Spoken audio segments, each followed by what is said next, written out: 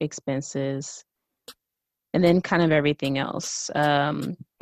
Everything else is going to depend on person. So I don't have kids, so you got to add all your child-like expenses in there, groceries, gas for your car, hair, nails. It could really be to the full extent of everything you spend money on. Lunch money, living expenses. Which. Welcome to Cocktails and Convo. I am Sharena, aka XOXO Sharena on Instagram and Twitter. Today is Wednesday, so that means I'll be pairing up with the co-host. We'll be sitting back, sipping wine, and discussing the topic of the week. If you haven't already, click that subscribe button and sit back and enjoy today's episode. Hey, I want to take a quick moment to ask, are you enjoying this podcast? If you are, please do me a favor and leave a review so that others will know how much you enjoy this podcast. Now on with the show. Hey y'all, hey. Today I am here with my girl Danae, who has sat with me before on a previous episode of Cocktails and Convo. Today we are virtually sitting together and we will collectively discuss today's topic right after this break. Hey friend, let's talk about goals. Weight loss goals, glow up goals, hair goals, and for those that want to make a little extra money, let's talk about side hustle goals. As a health and lifestyle ambassador, I paired up with It Works to offer you Slimming Gummies, which attacks your pinchable fat. That means stomach fat and back fat Betty. Sis, gone. All from taking gummies. No caffeine, no stimulants added. Now, who knew that glowing up started from the inside? Just celery and super greens can definitely help you with that. We also offer skin products for those that like face masks or beauty products. If you're interested, we have that as well. Now, for my queens that are looking to lose some weight this year, we offer the Slimming Gummies. And then we also offer Skinny Brew Coffee, which is definitely one of my faves. However, if you're not a real coffee drinker and you don't want something that's strong, no problem. We have keto coffee that will work best for you. Now, let's not talk about that Thermal Fight X. With these products, you can definitely lose up to 30 pounds in 90 days. Did you hear me? 30 pounds in 90 days. Talk about hitting goals this year. If you're interested in getting a jump start on your body goals, head over to xoxosharena.com and click It Works in the menu and become a loyal customer today. Now, please read the loyal customer description thoroughly before submitting an order. Now, for those that have side hustle goals, let's accomplish that in the next break. Now on with the show. So as you know, this podcast is appropriately named Cocktails and Convo, so we can't start the conversation without discussing our cocktails. As y'all know from the previous episode, I am limited to wine this month, so I am over here sipping on Stella Rose, Stella Peach, Stella Rose. We call it juice in this house. I'm sorry for those that love It does Stella have Rose. a very low alcohol content. Yeah, it's juice over here. So really, I'm just sipping juice. What are you over there sipping on? So I am sipping on Leilani Cellars Winter White. It is a premium semi-sweet white table wine. And I added a splash of orange juice. So it's kind of a mimosa.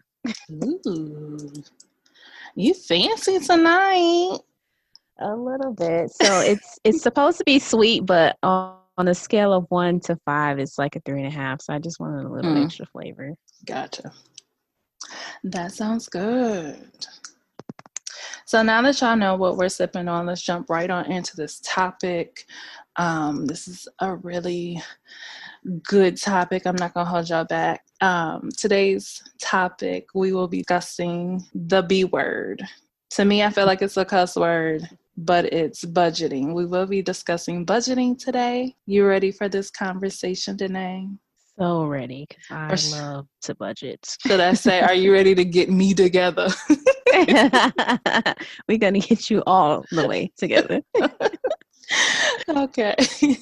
So it is the beginning of the year, and I know people have a lot of finance goals. I have finance goals as well. But, you know, some people may be like me and you want to get your mind right and you want to get your money right this year. You can't get your money right without getting your mind right. But in order for you to do better, you have to know first. So we will be having this conversation, and I'm just going to be all the way honest and transparent. Budgeting is not the funnest conversation to me. It comes off a Oh little no. difficult. Um, it's not really comfortable because it also brings another word, which is discipline. And you got to put discipline in place with your coins. But that's the only way that your money will grow so that you can do the things you want to do later on in the year once we are prayerfully open and safe. So You let's got it. You're like halfway there. You saying all the good stuff. I mean, discipline, get your money right, get your mind right. That's half the battle, right? Because you have to right. change your mindsets first. You're right. Everything starts with your mind. But then also you have to know, I got to know what to do. I know some Yes. things to do, but I'm going to go ahead and start the conversation by asking what is the easiest way for those that are beginners to start budgeting? Hey sis, you. Yes, you. The one that said she would get out of her comfort zone in 2021? Or the one that said she was going to launch her own business? Or are you the one that said in 2020 you would no longer live paycheck to paycheck? Or maybe you're the one that's been watching us from the sidelines wondering if you should give this brand ambassador lifestyle a go. Well, you'll never know unless you shoot your shot. And guess what? It's only $39 to enroll today. $39. If you're ready to join, or if you want more information, text me directly at 248-677-1515. Once again, text me directly the word join to 248-677-1595. Talk to you later. Yeah, that's a great question. The best way to start is at the beginning, right? So, for those who are thinking, I have no idea where to begin, it's basically you want to write your plan down. So, after you change your mindset, be determined that this year is going to be your year, right? To get your money together. Um, the first step in budget planning is creating a budget. Mm-hmm. So what does that mean? It means writing out your list of spending habits. So um, creating a list for your monthly expenses is important to see how much it costs to be you. So you write your expenses first because normally people only have one stream of income. So we want to get your expenses out there. And um, once you create your list, you want to categorize your list of expenses, right? So um, what's a bill? And a bill is something that is the same amount every month, right? So um, Amazon, your cable or internet, those are bills. They tend not to fluctuate. Mm-hmm. So that's a fixed cost each month. The price is not going to change. It's going to stay the same unless you cancel it. Um, and then there are utilities. Utilities tend to fluctuate. It is a bill and it's an expense, but utilities tend to fluctuate. So those are things like electricity, gas, water, depending on if you're renting or in a house. So those things are based on your usage. So the fluctuation is going to be important because later we can talk about how you could cut your expenses. That's probably the easiest way to start with monitoring your usage. But right now we're just on creating the list, writing out everything that you plan on spending. So my budget includes for all my believers out there, Christians, I include tithing in Mm-hmm. my list of expenses. So that is super important because you're giving God his 10% first. Write it out on the first thing. So And that is actually going to set your budget up for success, because if you're a believer, you believe what the Bible says about tithing. If you tithe, God will pour you out a blessing that you won't have enough room to receive it, right? So, do you tithe, Sharena? I do. Awesome. So okay, I had a here's my story time, tithing story time. So I got into tithing because I was in a church in Memphis. I was living in Memphis, Tennessee at the time, and I was in a church, and he said, which I think they do this at other churches, but they say just give God 90 days. Just tithe consistently. Give God 90 days. If he doesn't do anything for you, we'll give you your money back. So I've heard about tithing, and I've heard it preached in many different ways. But when he said it in a way of a challenge, I was like, okay, right.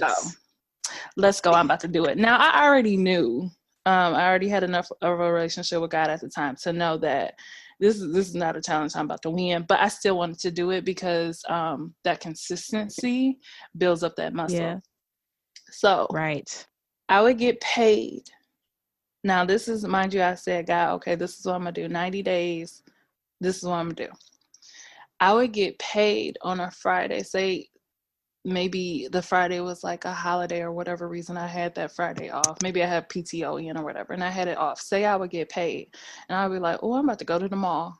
And I would try to start my car, and it would like stutter start like it wasn't trying to start. And I'm like, what's wrong with my battery? So I would try to drive to let me just drive down the street. So I would go to the gas station, get some gas, cut the car back on, and it would not start. And then I would keep playing with it, and it'll finally start. So then I'm like, no, I'm not going to drive to the mall. I'm about to go home. So I would be at home sitting there like, what is wrong with my car? So then my boyfriend at the time would come home, and I'm like, I can't go nowhere because of my car. He would go start my car, and it would start just fine. And I'm like, what is going on?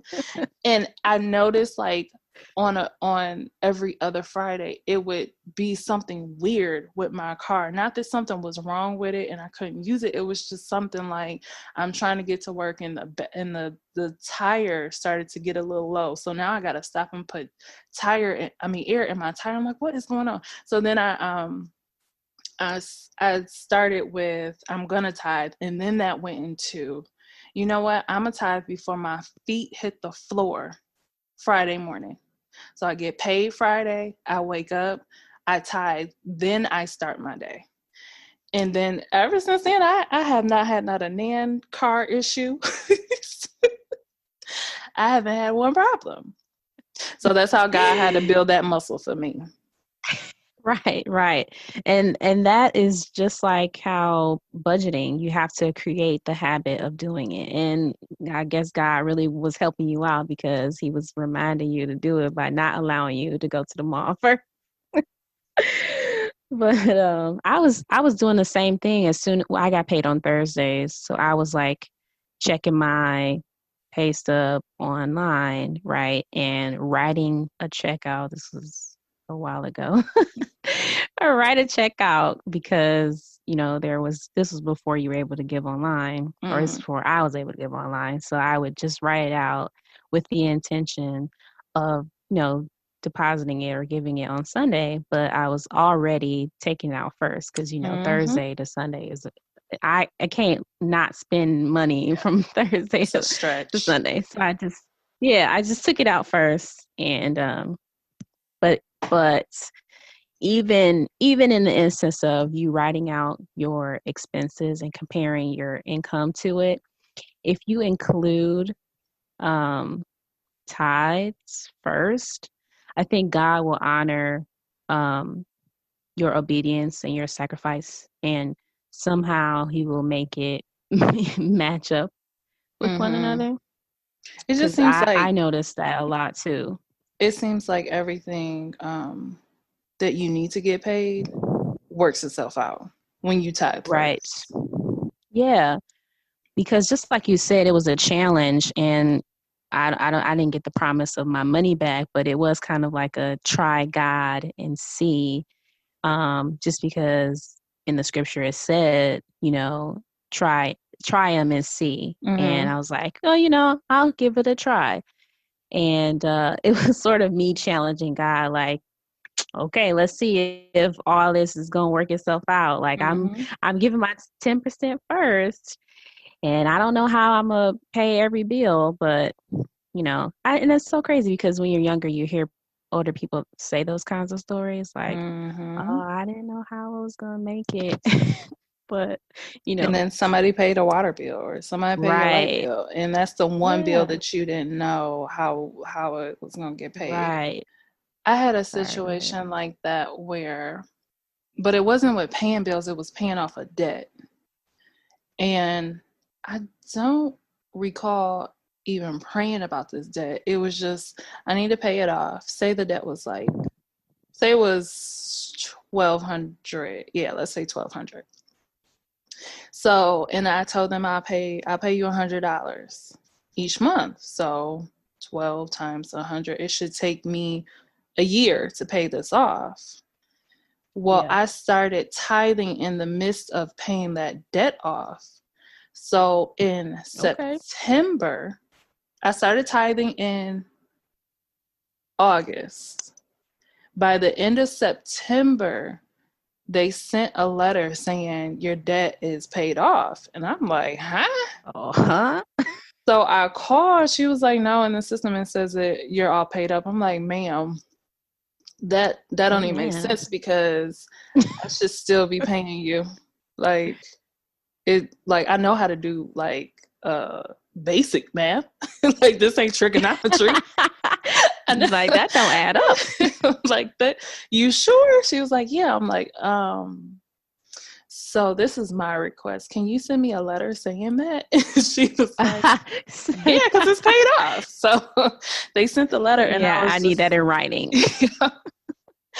And then it took me a minute to realize, and I was just like, wow, I really. Wow. So in the Bible, it says, one of the translations says to test God. And I do believe that that's the only place in the Bible where it says to test God. So I really took that as a challenge. Like, I'm going to really test God, because you said I could test you. So I'm excited to finally test you.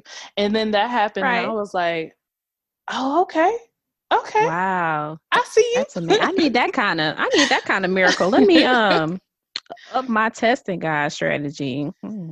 Yeah. I need to do something, because my debt is a little higher than 1,200, but still, God got it. Right. Right. I mean, a lot of stuff we pray and we give it to God, and then you do your part, and he'll step in and do the rest. I think that's just the start of being having discipline, like you said. Yeah. The first step in discipline is the discipline that it takes to be a good steward and a good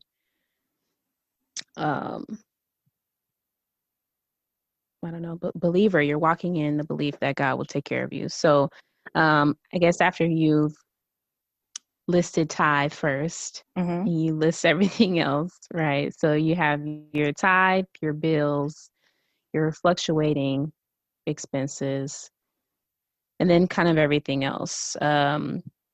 Everything else is going to depend on person. So I don't have kids, so you got to add all your child-like expenses in there, groceries, gas for your car, hair, nails. It could really be to the full extent of everything you spend money on. Lunch money, living expenses, which, basic necessities. Which, I think when you list out all the expenses, you get a big picture, and then you get to decide what can I put off. I don't want to say get rid of, because it doesn't have to be a permanent subtraction. But if you don't have room in your budget to save money, then maybe you shouldn't get your nails done every 2 weeks. Maybe you should get your nails done every 4 weeks. And then that in between time, that money that you would have set aside for your nails should go into your savings account. So, yeah, go ahead. You have a question. That was my question. Do you put, because in my mind it's tithe saving, you give your 10% No, and that's a then you good. save, and then I go from there. Yeah, so tithe is really a non-negotiable. So that is 10% always, never changing. You can't adjust it.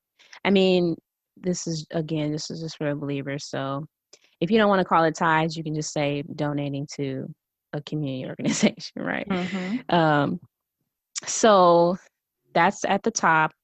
And then, so ideally they do suggest that you live off of 70% of your income. So tithing is 10%, saving is another 10%. Um, Saving in a short term, so where you have easy access to it. So that's your rainy day fund. Mm-hmm. So I just have a separate account where I can still get to it in case of emergency. That's 10%. And then your long term savings is another 10%. So that could be an investment account, so a money market fund, a certificate of deposit, which you have to leave your money in that account for a certain amount of time, or else you're going to experience penalties, which I mean you don't want to have to pay to take your money out. So that will require discipline, and that will require you to really decide what dollar amount you can afford to set aside and not touch. Mm-hmm. So, I mean, you can get a certificate of deposit for $100, and some bank accounts, I know my credit union, they have a 10%. Um, they have a 10% interest rate, Mm-hmm. but I have to put in $1,000. So for a 12-month period, my $1,000 is earning 10%. So at the end of that 12 months, I get $100 deposited into my account, and I can just roll over the $1,000 into a new 10% certificate of deposit. Mm-hmm. So, for being able to save in that kind of way, I would suggest having different accounts. So I don't know if you have more than one bank account that you use. I know some people who only work and operate out of one account. I have like three, maybe four. So I think that's the best way to discipline yourself is to separate your funds. I have a few. So my Okay. main bank account has 3 accounts in it. A two checking, nope, one checking, two savings is how I have it set up. I have like a Okay. short term savings, like what I'm saving for, and then I have just my savings account. And then I have, let's see, if you want to include like PayPal and Cash App, but I use that for business money. Um, Yeah. and then technically, I have a savings account still in Memphis, Tennessee, that I do believe I could put money into. It has Yeah. money in it, but I could add money to it. But that's um, not something I can touch. I can't quickly get to it. Right. Yeah, I Um, would I would find a way to put money in that account and use it as your savings so that you could truly set it aside and just watch it grow, basically. mhm. I feel like Um, I have one more, but I feel like I have accounts all over the place.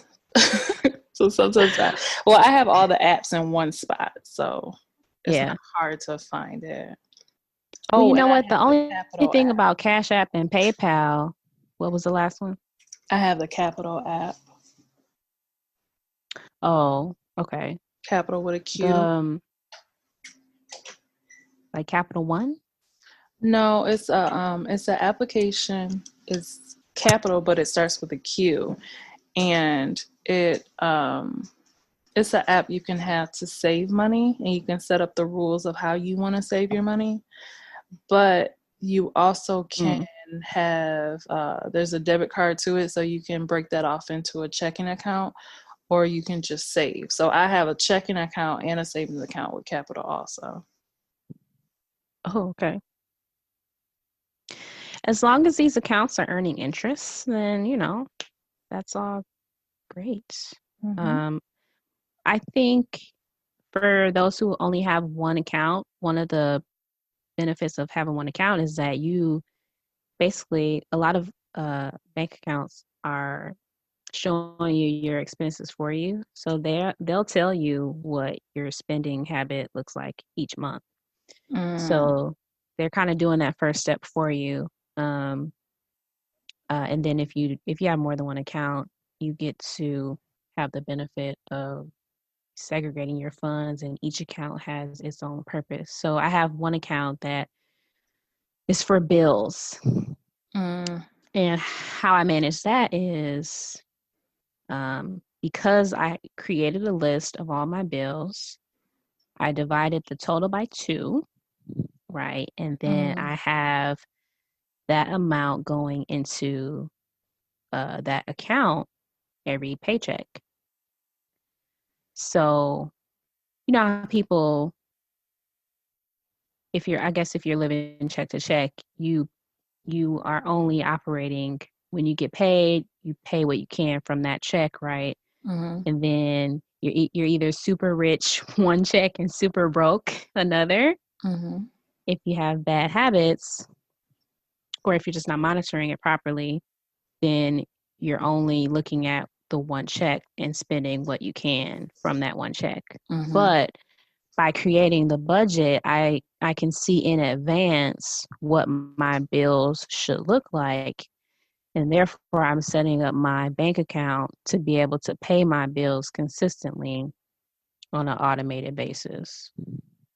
mm, Um, so I'm using my one account for bills, and I have my total amount of expenses, and half of that amount is being deposited every 2 weeks in that account. So you're automating the process a little bit, mm-hmm. especially for your bills, because that's important. A lot of bills are on auto pay, so you're like, oh man, what day is it? Ooh, I don't know if that's gonna if it's gonna make it, if it's gonna hit in time. You want you want kind of want your direct deposit to hit before your auto pay comes out. So in the way that I do it, I don't have to worry about a lot of that. Mm. That's interesting. Yeah. And then I have the overflow going into another account. So that way, when I look at my Bank of America account, this is my spending account. So whatever's in there is for me to do with what I want, buy what I want. Okay. Yeah. Which is even more important if you have multiple accounts, right? Because if you got too much happening, you could probably forget about some stuff, Mm-hmm. and you spend more than you should have, and then all of a sudden an auto pay hits and you're overdrafted. Right. So I think that's where the planning comes Mm-hmm. as the biggest benefit. So That's really is helpful. this? I was gonna say, is this good so far?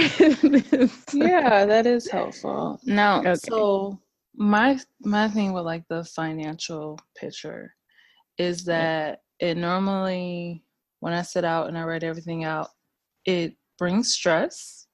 Okay. This is why I feel like this is called the B word, because it brings stress, and it also always feels like there's not enough money. Yeah. So what the way I do my bank accounts is I move money. Money is moved all over the place. So my main checking account always looks like I don't have enough, but I do have enough. Right. but I just move it because if I know I'm a spender at times, so I know if I Yeah. see it, then this is fair game for me to get on Amazon and make a purchase. But Right. if I can't see it, then oh man, I'm broke. I'm not broke, but it just makes you feel like you're broke. So I have to play these Yeah, I little get what you games. mean. Yeah, I have to play these games with myself. But that's my issue with the whole financial picture. Now I have done it before. I probably actually now that I'm thinking about it, I probably need to update it. But so doing that really helped me with knowing what days bills hit, because I think that's one issue people have too, Yeah. where I know I have the light bill, I know I got rent on the first, I know I got this and this and this, Mhm. but then those this and this and this bills, we don't really know what dates. So you can't really plan because you don't know the date Yeah. either. One thing, I don't know if everybody knows this, but one thing, which is why, again, it's important to start with creating the list, is that if you decide that, uh, I really wish that my credit card would come out on the 30th instead of the 15th, because I typically have more money at the end of the month, or, Mm-hmm. whatever the case may be. I want to Mm-hmm. change the dates. You can almost call any lender and company, like your DTE, Mm-hmm. your Capital One, all of those companies allow you to change the day of your payment. So if you decide that you don't want it to come out on the 12th, then, you know, you could call them and say, let's change the payment date. Let's change the billing cycle. Mm-hmm. You absolutely have that level of flexibility with um, those companies who you owe money to, except for like your mortgage and rent. Like those first of the month things are typically written in stone. So those, I would say you don't have room to do that. Or honestly, I haven't called and asked that in that particular instance, but I don't think that is negotiable. Mm-hmm. But everyone else, everyone else you can call and rearrange, which if you start at your budget, you'll have a better picture of what days you want to rearrange. So let's say my credit card is $300. Let's go low on the credit card. My credit card is $50 a month, Mm-hmm. and my car note and auto insurance is like $400 a month. Well, I don't want rent and my auto insurance coming out the same check. So I could honestly call my auto carrier and move it. Let's say my rent is on the first, right? So I know that around the first I'm going to use most of my check on rent. So let's move it to 2 weeks later on the 16th or something. I want to move my auto insurance and car note to the 16th. So I know my account has time to replenish itself before I pay the car note and auto insurance. Does that make Mm-hmm. sense? Yeah. I've So done that with it's my really, car note before. yeah. And you can do it with any bill, your credit card, even your utilities. Like I said, DTE also does that flexibility. Um, and then if you find too that your your expenses are more than your income, DTE has a payment plan Mm-hmm. where they allow you to not charge by usage, not pay by usage. So they'll charge you a consistent amount each month if you tell them that um, you want to spread your payments out evenly throughout the year. They'll give you an estimated payment for each month. And when I was in Tennessee, they did the same thing. So I think that's with utility companies. You have that option, Yeah. but you got to call. Yeah. That's the downfall. People don't actually call to Yes. see what options you have, and they just think that, oh, I can't afford it, so my light's gonna get cut off. No, Right. call them and ask questions. They Exactly. have options. Exactly. Exactly. This is why we said in the beginning, the really the first step is changing your mindset, taking control over what you're able to do with your money, and Mm-hmm. not just believing that, oh, I have no say. They just they're just sending me these bills and I have to do it. Well, let's work something out. Even in some instances, if you need to hold off a payment for a month, if you're in good standing with your credit card lender, Mm-hmm. I've called them before and say, hey, I'm experiencing some hardship and I'm not going to be able to make a payment this month. Can can I forego it without penalty? And they will actually allow you to not pay the 1 month, and they won't charge you a penalty. My car note has done that multiple times. Yeah. If I like between jobs, what they Hmm. do, well, for my car note company, they'll just move it to the end of the loan. So you're still Okay. current. It didn't like tear up my Yeah. credit score. It just moved it to the end of the loan. They also one time they sent me a offer. Like we have this this new offer where we'll cut down your credit card. I mean your auto payment will cut it down for 6 months. Now, if I took the option, I Mhm. couldn't get any assistance. If there was any hardship, they couldn't help me for another 6 months. Um, and then also, I do believe, well, you're not paying off your auto loan as fast. But at the time, I was just starting a new job. I was like, yeah, I'll take it, and I'll just figure out this loan how I figure it out. But they work with me so much that I have a few months left on my loan, and I'm good. And my car is paid off. So if you have the Yeah. conversations with them, they'll tell you what they have, and then over the years they've come up with different options to help their consumers. So maybe one year they didn't Right. have this, but the next year they did. But if you don't get on the phone and ask questions, you don't know. Now, the only thing they did tell me though was with the changing of the payment date, even though I did it years ago, so they might have changed it now. But they did tell me at one point that if you change it, you can only change it like maybe one more time. Like it was limited of how many Mm, times you could change it. yeah. But Yeah, I'm they sure work with pretty you sure they so don't want people much. to yeah, they don't want people taking advantage of that. Like, yeah, I'm Yeah, just gonna extend it. So yeah, I'm sure they have their rules and restrictions on how many times you can make those changes. But yeah, I mean, a lot of times we don't even think to ask, you know, you have not because you ask not, right. you know. But That's so true. we have flexibility. They would rather us pay them than not to pay them. So Hmm. a lot of times that's really why they're flexible to help us out. Um, because they understand that we're still a consumer and customer, and they risk losing our business if they don't at least try to help us.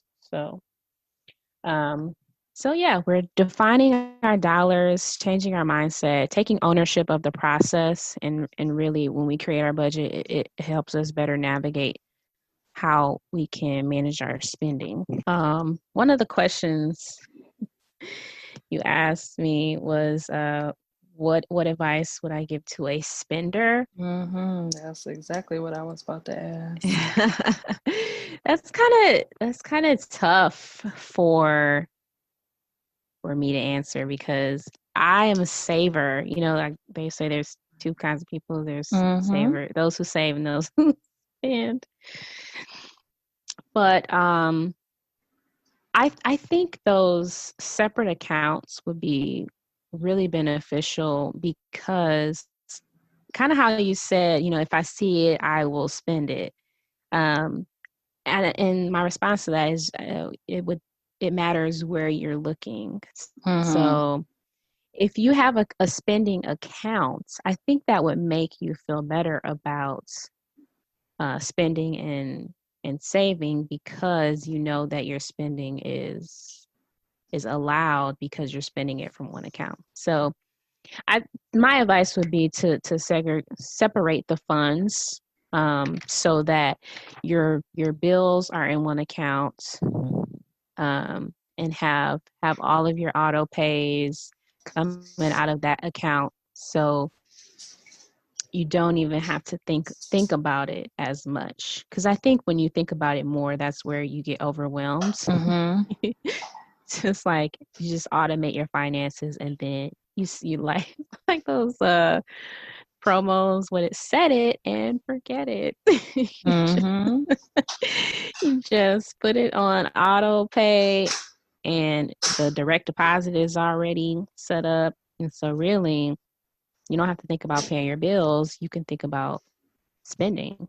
Um, you have your savings fund set up where your direct deposit is already moving there automatically as well. So you don't have to worry about saving either. You have literally your one account for spending. And when you automate it in advance, when you're looking at this account, I think that might be the best way for spenders to feel good about spending. Do you think that spenders should have a spending budget? Now, I ask this because I remember, like, I've read books and listened to different people like Susie Orman and whoever over time, and you never heard anybody say anything about a spending budget. They just make it seem like you need to tell each dollar where to go, but they never they make it seem like we're not human and I don't want to buy things. But then I read a book. I don't even remember the name. If I find the book, I'll put it in the notes, the podcast notes. But there was a book I read, and she was saying, no, you need a spending budget. So yes, you need to budget everything else, but then if you are a spender, you need a spending budget, because how do you tell a spender not to spend? Like, that's like just telling a crackhead, like, you just got to get off drugs tomorrow cold turkey. Like, you got to kind of wean yourself off of this. So do you think spenders should really have bad a spending example. budget? It was, but it's all I had. I think I think I think there's levels to it. So spending is obviously a part of the budget because, I spending is an expense to some degree. And maybe it depends on, like, if you're at that level where you're an addict, shopaholic, then yeah, I guess you need an even stricter budget. But I think when you prioritize your funds again on the front end, it allows you to have more freedom on the back end. So like some people would consider hair and nails spending. I mean, that's depending on who you ask, that's not a necessity. But to other people, it's like, oh no, I need to get my hair done, I need to get my nails done. Okay, that's fine. Write it in the budget. And then if you see that you have room for it, then that's great. Because now that makes you feel better about when you spend your money, because you're like, oh, I mean, I got plenty of room. It's interesting when we don't write it down, we just assume that we don't have enough. But I found that when I wrote down, I saw that I had like $300, $300 extra each month. I was like, no way. No, where is it? Where? But I think that's because we kind of spend without thinking. So even lunch, sometimes it could be as low as $5, or like if you downtown, it's gonna be like 15, 20. So I think when you see your money and your budget without those kinds of things, it gives you a better perspective of where your money is actually going. So I think if you have a problem not spending, then you might want to start and put yourself on a spending budget. Say like, okay, each check I'll buy something nice for myself, but I won't go over $100. I think you need to establish discipline uh based on your needs, I guess. Because if your spending is out of hand to the point where you're spending from the account that you should be paying bills, like if you're buying $100 and you should have put $100 on your credit card, then your priorities are all jacked up. Mm-hmm. So I'm not saying that you can't spend. I think it depends on what level your budget comes out to be. So if you see that when you subtract your expenses from your income, you're in the negative, then yeah, let's not spend for a couple months and let's build a fund. And your spending budget has now decreased to I can only buy something quarterly. So yes and no to answer your question. If your budget has a lot of room, then I think you should look for ways to write in or write up your savings amount. Because if you like to spend and you see that your budget has that $300, you're probably gonna look for a way to spend $300. So I would say just up your savings a bit so that it doesn't get too ridiculous. Okay. So when it comes to that, it sounds like not just myself, but people in general should Yep. This is where the mindset change comes in, because Yeah. so we're Black women. Let's be honest. We getting our hair done. There's no argument or debate about that. It's happening. Yeah. But that's where the shift comes in of, okay, well, maybe I just go once a month and I'll just get, a wash dry and a wrap. And then when I got to wash my hair or whatever, well, okay, so at the beginning of the month, I would make one standing hair appointment. And then for the rest of the month, I'll maintain my hair again until I go back into the shop the next month, rather than having multiple appointments. But then it's more so of, okay, instead of going to get a sew-in with a 32-inch bundles, because that's a whole fee right there in itself, because there's the hair, there's the service that you have to pay for. Or instead of doing that, let me just go ahead and just go get a wrap, and then I'll maintain my hair for the rest of the month. That's the same with the nails. We're always taught to be presentable. Yeah. So hair and nails are the number one thing that for Black women it's hard to adjust. So maybe you get your nails done, like you said, maybe once a month, or some people are going to struggle with that. So maybe you still go twice a month, but instead of getting, a full set with the rhinestones and the designs and spending all this money, maybe we'll just go down to... Maybe you go every 3 weeks. Yeah.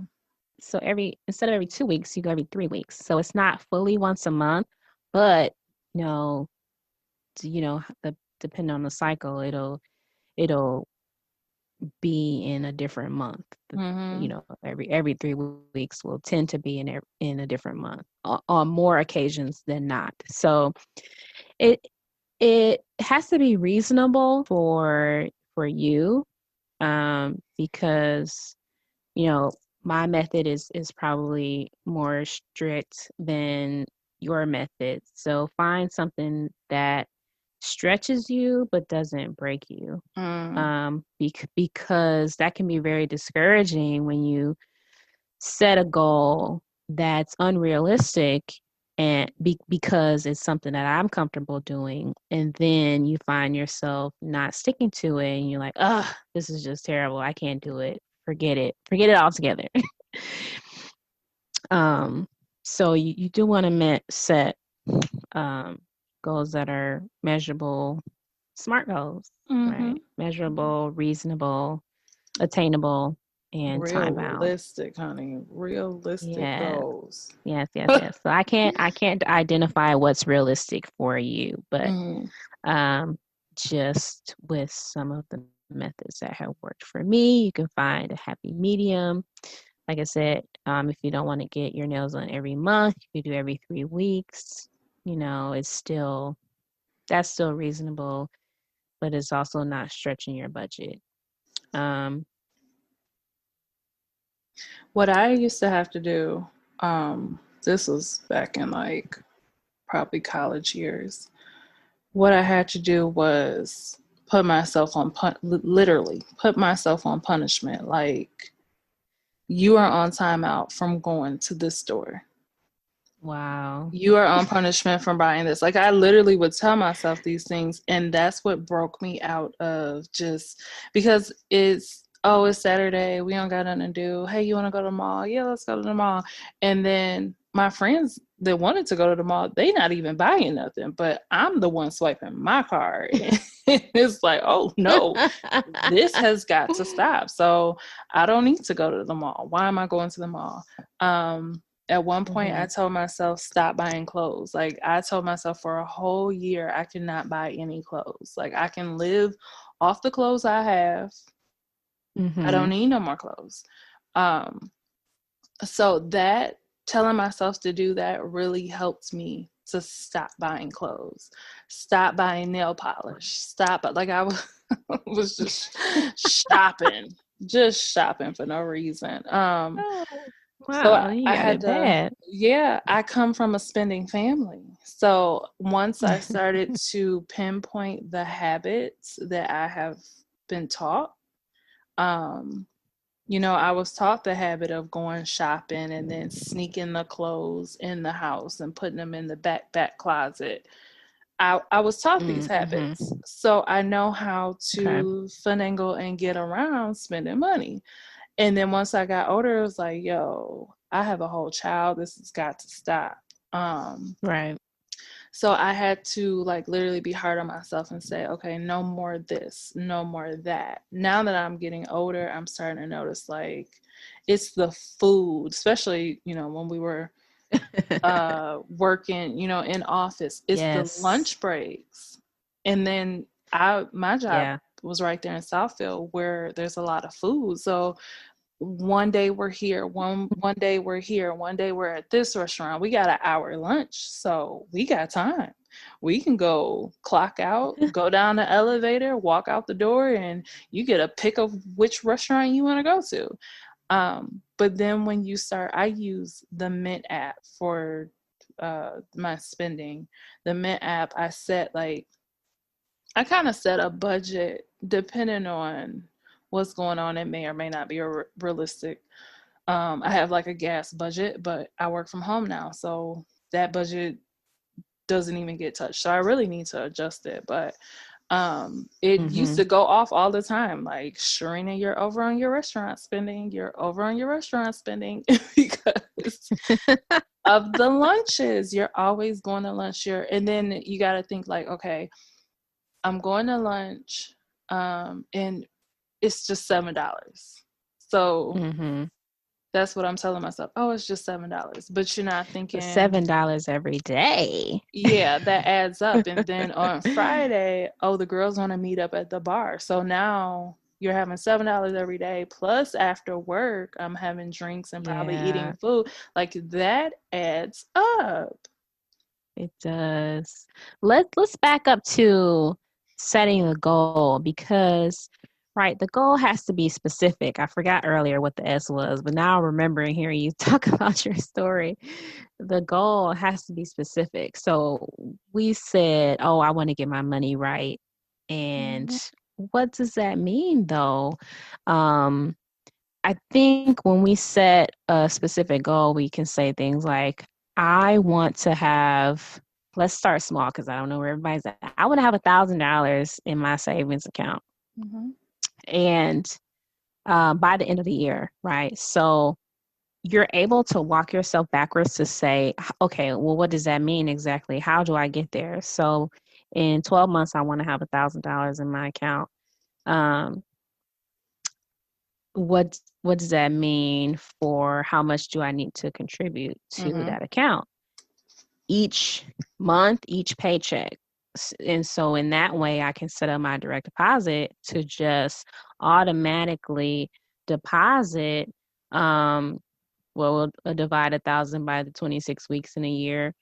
Um, it'll deposit $38.46 out of each paycheck into the savings account that I decide. And I'm not going to touch, and that's doable, right? $38. I can do that per paycheck.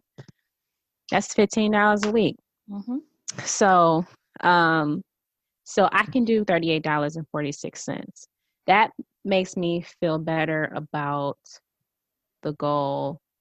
Like, oh yeah, I can do that. I can set aside $38 and I can leave it there because I want to see it get to $1,000. And not to mention, most savings account has those little dividends. It's pennies, but still, you'll be earning interest as it grows, a penny every 3 months. But it's something. It's better than nothing. Yeah. So, that at the end of the year will hopefully be a motivator to not only to continue to budget, but let's up the ante. How much more can I afford to set aside? Because when you realize that you've been living off of your paycheck without that $38, you're like, oh, that wasn't that bad. I didn't even miss it. So that's where the reasonableness comes in. You have to decide what's reasonable to your paycheck and your expenses. And then hopefully every year you can up the ante,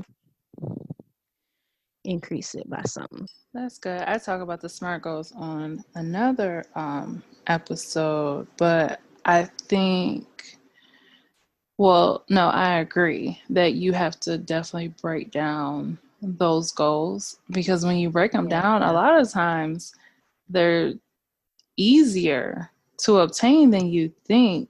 But then, like, right. To be even more specific, so you're going to save that $38 every 2 weeks. Well, what's one thing you just take out? So I just won't make that Amazon purchase. Oh no. Yeah. Life is still going to go on. So I'm just not going to make that Amazon purchase. I'm going to put that $38 here. A lot of times it's with food. At one point when it was safe, but folks are still out here clubbing and hanging out even though it's not safe. But that's one part of it too. Hanging out, you having drinks, that right there is very expensive. Clubbing is a luxury. that's an expense right there. So if you cut out these things that you're doing that you don't need to do to live, then, or you just minimize doing it and you just move that money. I just had a thought of all these subscription services. Like, how many times do you sign up for a 7-day trial and then you forget to cancel it? So now you're paying each month on something you don't even use. Like, that stuff adds up. I'm sure people, when they really think about it, they can get to $38 real quick. Not even including like, your money out of your check, of course. But when you take that money out, it's just like, oh, wow. First of all, I found out I have more than $38 that I can move. Come to find out I had $100 and a whole bunch of expenses and I didn't even realize it, because you're not using this stuff. You're just paying these businesses to stay open and, live their best lives. And you over here broke because you don't pay attention to what's coming out of your check. Right. Yep. Paying attention. And even if you were to hone in a bit more on your spending, I would challenge, especially if you really want to see a difference in your finances, I would challenge you to maybe not buy lunch for 30 days. And let's say during your lunch period, deposit $7 in move it from one account to your savings account and watch how quickly that will grow. Mm-hmm. And you realize, like, dang, I was spending that much on lunch. I mean, you're like, oh, $7. And then you're like, sure, it adds up. But when you see it, you know, it changes the way you want to make money moves, and or it just gives you perspective on, I think I might do this every 3 months, is make make and bring my lunch for 30 days, so every 3 months for 30 days I'll bring my lunch. And those are small ways that you can make build up your accounts, especially if you say that you don't have a lot of extra money.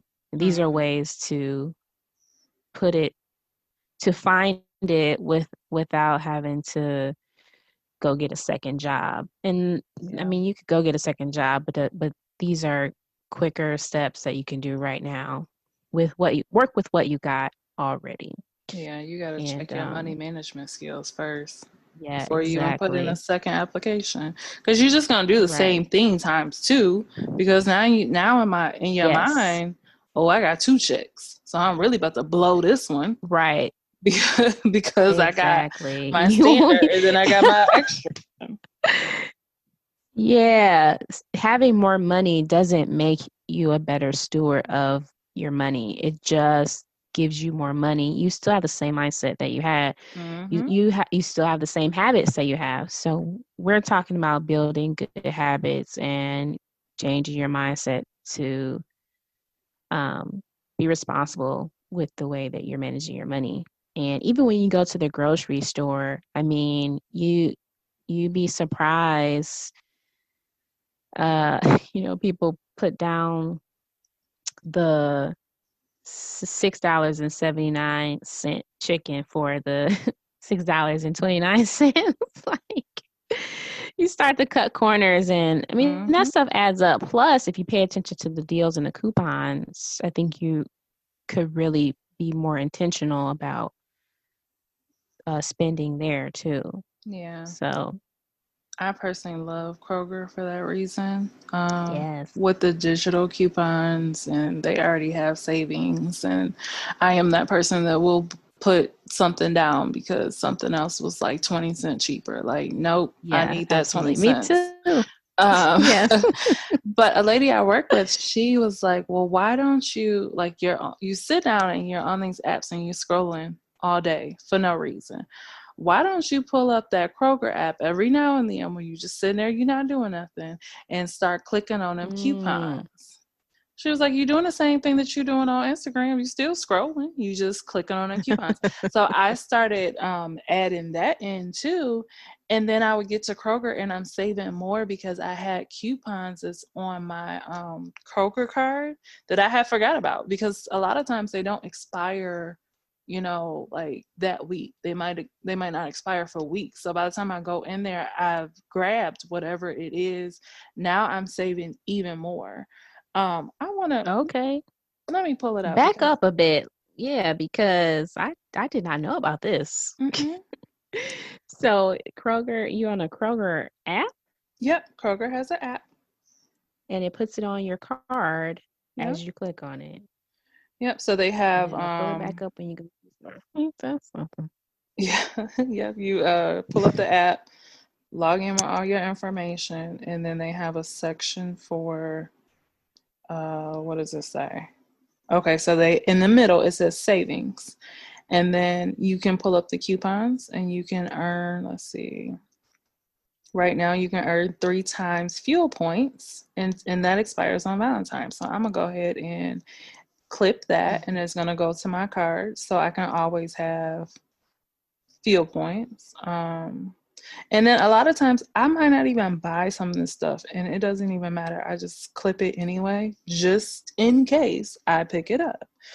Um, but I saw on here, I don't know if I still can find it. Let me see if I can find it real quick. Because it was something that popped up the other day saying that I had saved like $750 shopping at Wow. Kroger. And I was like, say, what? Okay. I can't find it now. It just randomly popped up and I was like, but you know, I shop at Kroger so much. Like a lot of people go to Walmart and I'm like, why? Nah. They don't, you're not saving with Walmart. However, with Kroger, you can put, so say there's a sale and then there's a digital coupon, you can add that on. If you read the actual tags, the price tags, it'll give you a price in yellow if you use your card, and then it's another price in blue. The price in blue is the price with the digital coupon. Mm. And then the more you rack up, the more points you rack up, you save when you get Kroger gas. So you can, depending on the state, it does change. In Michigan, you can get up to $1 off per gallon. Down south, that's not necessarily the case. I don't remember how much you can get, but that keeps me at Kroger all the time because I'm always saving because I use their app. I add the coupons. Um, Sometimes I get the gas, but the points do expire after so long. But um yeah, sometimes if I need, say I really need some gas and I really don't want to spend that much, or when the prices start trickling back up, I'll go right over to Kroger and I'll save 50 cents a gallon. I'll save 80 cents, if not a whole dollar. Wow. All right. I am downloading the app. Mm. But while you were talking, I was thinking like I know there's something else people do, and it's Starbucks. So Starbucks, like you might spend like $5 on coffee, but if you get that Right. every day, that's $150 right there in a Mm. month of 30 days. So there's ways you can definitely work on your spending, but like you say, you have to look at that financial big picture to know first like what all your expenses are, and Yeah. then that's where like the Mint app helps because then you're looking at your expenses and where your money's supposed to go, and in your mind it's like, oh, my bills are paid so I'm good, but then you're not paying attention to Yeah. all those extra expenses that are really eating us up, like they're eating us Right. alive. um Yes.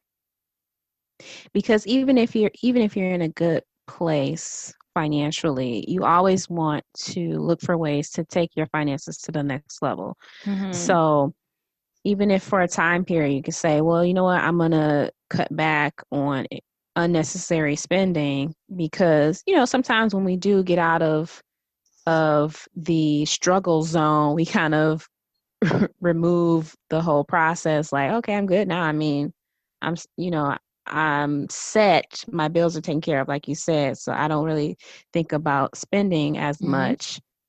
But I mean, that's that's unhealthy as well. Just because you have it doesn't mean you should continue to spend blindly. I think that for us, especially us younger, the millennial generation, not everybody is taught investing. I wasn't taught investing at all. Like me and my mom are learning investing right now together. Um, Mm-hmm. so it's Dave Ramsey always says you gotta tell each dollar where to go. Well, if I have extra dollars, a lot of times people say save it because that's easy. Let's be honest. That's easy. I can just put Yeah. my money in a savings account. That's easy. Um, Yeah. the key is not being able to see it so that you don't spend it. But Mm. we're not really taught like uh, compounding your money. So Yeah. having $1 build another dollar, build another dollar, we're not really Yeah. taught those things. So that type of stuff I learned. Well, now I feel like the conversation has started more over the years, which is Mm-hmm. great. Um, so that we can talk about investing. I learn a lot from a few of the Instagram accounts I follow.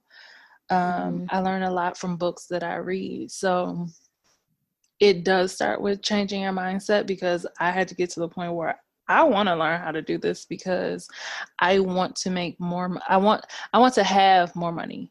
One, because I have a Yeah. whole child, and I want my child to have certain things, and I want to be able to teach him as well. But then also, Yeah.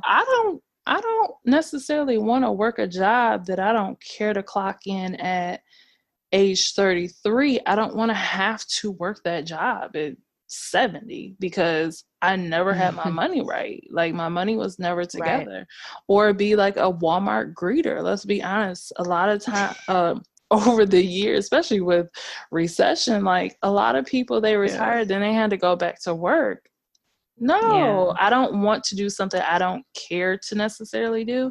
I want at that age to definitely be well in my business doing what I love to do every day. Not what I'm forced to get up and Yeah. have to do because I didn't position my money correctly, or I just thought that this one income was what I had to utilize and work and make it work for Right. me so that when I'm older, I can live off of it. And a lot of people stick on 401ks, which 401s is great. It's a good start, but then there's ways that you can work that 401 too so that you can build that. Those are the conversations and the things that we don't necessarily know. Or a lot of what I'm learning is a lot of people just cut their ears off and they just don't want to Right. learn it. And it's like, are you crazy? My future self will not be mad at my 30-year-old self. Yeah. And that's how I Yeah. look at it. Yeah. No, 30 years from now, you're going to wish that you had started today Yeah. with better financial thinking. And there are a lot of resources online, books, and even free webinars. So you just have to be willing to go to go get it and then open to hear it. I think we have to get out of the social media flex. Like some people might need to like put that make that as their punishment.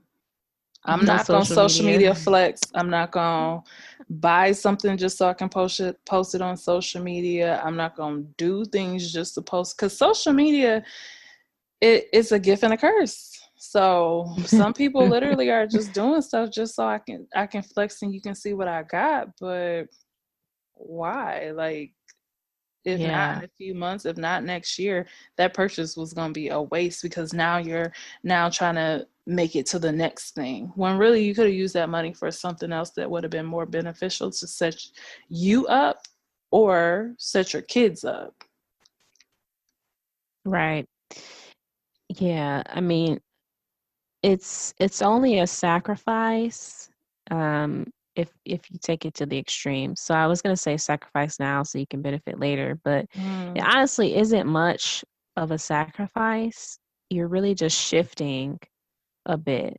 Um, because if you want to save your money, then you have to give yourself room to save your money. Like set it yeah. aside, leave it there, and watch it grow, and you'll thank yourself later. But if you just say like, "Oh, I'm just gonna get the Starbucks," or "I'm gonna get this lunch," I mean, it's just this little amount, just this little thing. It's just right. It's Like, just will turn okay, into $30 so fast. right, And you're like, yes. wait. It was just five. It was just five. It was Yeah, just seven. yeah, Like, yeah. oh my gosh, where'd my money go? Our brains will really trick ourselves into believing that it's only, Hmm. and I You can think make the easy. beginning planning. My sister likes to say, you can make four easy payments of. Like she loves saying that. The four easy payments were not budgeted in at all. That impulse, that's what it is. Impulse buying, impulse Yeah, shopping. That hurts you the most, I think. For spenders, I think that that's what hurts people the most. yeah. I I need to work on spending more. To be honest, I could use some new clothes. I just started budgeting in my nails every two or 3 weeks. I can't remember, but I put in the budget. I used to not get my nails done, so you know, I'm growing. Well, don't get too crazy, honey. It's not, It's expensive. yeah, it's not all that cracked up to be I at mean, no, all. it's nice to have my nails done. I feel pretty. Yeah, stuff like that, like getting your hair done, maybe waxing, getting your nails done. So pampering things, but I feel like it's just, you should do it in moderation for what your budget can fit. If, Yes. if this hairstylist is more expensive than that one, and they both do great quality work, and they're not damaging your hair, then maybe I should go with the less expensive one to save a little bit. Um, that that depends on the person, though, to be honest. Yeah, because I'm like, it's hard to find a good hairstylist. Yeah, it depends on the person. It depends on the style too. Yeah, true. But if you're in the struggle zone, I really think you should not be getting your hair done if you can't pay all your bills. I just have to say it. You should consider doing your own hair, right? They got YouTube videos these days to teach Mm-hmm. you how to do anything you need to know. So your priorities need to be in order for you to be able to get your hair and nails done consistently. That stress that comes from those red letter email or envelopes, those past due stamp envelopes, Wow, those yeah, we need not be there and still um setting up our hair appointment. right, those your apartment sending you letters or threatening evictions. Like, that stress is not worth it to me. I will have these bills paid and this hair just will be done however I can get it done. It'll probably be in a bun because that's about all I'm working with lately. Or it'll just be Yes. a little flat iron. But my bill's going to be paid first because that stress is not worth it to me. Yeah. And you I know what? think, These days, you can just throw your hair in a hair wrap, and that cute fabric will carry you right. to your next hair appointment. Ours meetings for work, the video not on no way, so I'm good over here. Looking like whatever I'm looking like. Make it work how I gotta make it work, but my bills are gonna be paid first. I remember watching this lady at we were at Burlington Coat Factory, and this lady was having a whole shopping spree. I mean, full cart. She had spent at least, had to be like $400. And Whoa. I'm like, whoo, she got some money. I can't wait to shop like that. I bought like one or two things, didn't really spend much money. I don't even know why I was there. I don't remember what I was getting. So we all walked out at the same time. It was only a few cars in the parking lot. She got in her car, and when I say that, I wouldn't have touched that car with a 10-foot pole, Oh let my God. alone cut it on and try to drive it. That car would have scared me. Like, are you Wow. gonna make it home safely? When it cut on, it was very loud. When she drove it, it just sounded like it was just gonna clunk out and just stop on her at any given point. But you just spent all this money in a store. So then that taught me, first of all, don't ever sit there and be envious of somebody spending some money. But two, my Yeah. priorities are clearly not set up like other people's. So I'm gonna leave my priorities where they are, because Yeah. the stress of not being able to pay your bills is just not worth it to me. It's not worth the Not at all. Instagram flex. It's not worth going on a trip. It's just not worth it. I'd rather just have the ease and the peace of, my bills are paid, I'm good. No, maybe I can't take this trip. Maybe I can't do X, Y, and Z, but my bills are paid, I'm good. I'm not worried about going on a trip and then coming home and then there's an eviction notice on my door. Like, was that Yeah. trip worth Oh it? my gosh. But that's I how a lot of people live, and I can't get with it. can imagine. I can't even imagine that. That just sounds so bizarre. I I can't imagine. So what are some well, first I should start with, do you read books or listen to certain people that give advice about like budgeting and finance? Yeah, I've been on the free stuff. I'm in the free realm because, a lot of it's just like, oh, I want to see what people are saying. And Mm-hmm. like, oh, okay, yeah, I do that. So, I have listened to the Budgetnista. Mm. Her she does I think she does it like every 3 months or so. I feel like I see it on my timeline where she does her how to budget your way to savings, and it's a free webinar that she does. And the reason why I like her is because I've been to others that have the free webinar but they don't tell you much. Mm-hmm. They just want you to buy into their business at the end of it. So the budget needs to she does a really good job of giving you the beginning steps. Mm-hmm. So she has another one of how to upgrade your credit. Um, so that would probably be a good one for the listeners along the lines of getting your money right, getting your credit right. Mm-hmm. So, how to budget your way to savings with the budget needs to, and then a website, millennialmoney.com. They Mm. have some really good blogs and reading material on their website. Okay, I'm gonna write Those that are one down. I think I yeah. heard Money Money. I might have heard of them. I'm not sure. I've definitely heard of Budgetnista. I Yeah. follow My Fab Finance. I love her as well. Hmm. Okay, I haven't heard her. Um, I just had somebody else and I just lost them. Oh, my mom told me about actually another podcast. Whoop, whoop. Another podcast called Smart Money Mamas, the Smart Money Mama Show.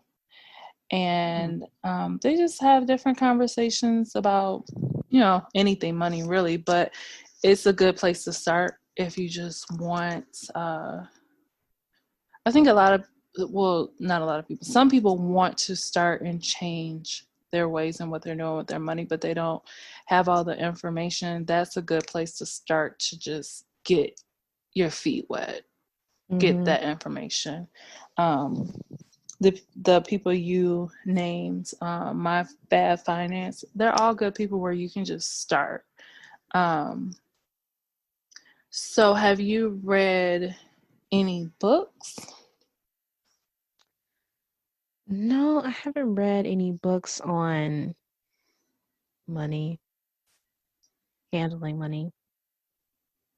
Well, besides the educational courses that I've taken in Oh, school. so this probably isn't exciting for you to read a book. Like, yo, I went to school Yeah. for this. Tapped out. Okay, so I will say that I'll add my financial advisor has done a couple workshops with me. So I've read her reading material, but they're not necessarily books. So I'm not an independent um, reader on this type of like I Mm-hmm. read for what is it, nonfiction? I like stories. So me reading a book on finances, it does not sound appealing.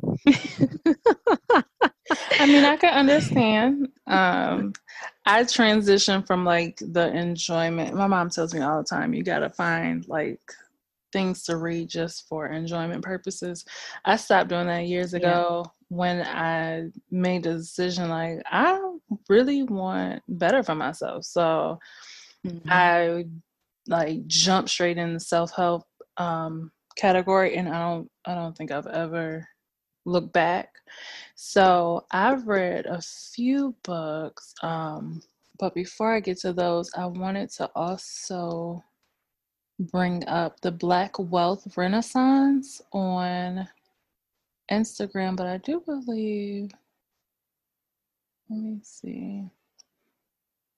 There's a Yeah. few couples on Instagram that I follow. Black, married, and debt free, but let me cross check that. Yeah, it's black, married, and debt free. Mhm. Um, I follow them. I mean, it's a lot easier to do it with a two income household, first of all. Yeah. So, I mean, but there could be some couples listening. So, if you want to come up with a team plan, then they are the couple to follow. I'm not there yet, but I wanted to follow them, like you know, inspiration. Yeah. I wrote them down. I'm probably gonna follow them when we get off. So the books that I've read over time, and I'm sure I just got like the first few that popped in my head. I'm sure I have more if I really sit back and think about it. But Girl Get Your Money Right is by Glenda Bridgeforth. She actually is from Michigan, somewhere around our area. So that's how I learned about her, and that book is really good because she taps into the mindset change, maybe a little bit Okay. more than the money, but that's a good book to start with. I'm reading right now Broke Millennials Take on Investing. So it's kind of out of the budgeting conversation, but definitely with finance and investing. I'm reading that Yeah, one. that's like intermediate level. So you've Yeah. mastered a budget, and now you want to start leveling up by investing. Okay. And actually, there's another book which I gotta go over. So I got this as a gift, and then as I started to read it, I was like, "Oh, this is actually a sequel." So I have to place an order to go get the other one. But let me check real quick because the first book. So the first book is called Broke Millennial: Stop Scraping By and Get Your Financial Life Together. So that's the book you read first, and then you go into this one. Okay. Um, and then of course the infamous Dave Ramsey Money Makeover. I feel like these are all good books to start with, to start reading. I think it's good to hear from different people and get different angles. Um, and then figure out what works for you and do what works for you, what's best for you, and take those steps, and eventually you'll start to see the change. Make a commitment to start small. Stay with it. Yeah. So that's all the questions I had for you, Ms. Danae. Did you have any other tips or anything you wanted to add that maybe we didn't touch on? That we didn't touch on. No, let's do an overall summary. Just automate, automate. Mm. Um, really zone into your discipline. Automate your deposits. Automate your bills, your savings, and your investment in retirement. And you save with some companies when you do an auto payment. Some of them give you a discount. Oh yeah. Yep, yep, yep. That's a good way to save also. Well, that wraps up this show. Thank you guys so much for listening. Thank you, Miss Danae, so much for your time. Thanks for And having me. how good was that episode? Did Danae help you get your life together as much as she helped me? I mean, it is called budgeting. I really feel like it's the B word, but the way she broke it down made it so much easier. Let me know how you feel about this episode. Head over to xoxosharena.com/blog/the B word and let me know, how did you feel? Did she help you out or add something to the conversation? Let's keep this convo going. Thank you guys so much for listening. Until next week, bye.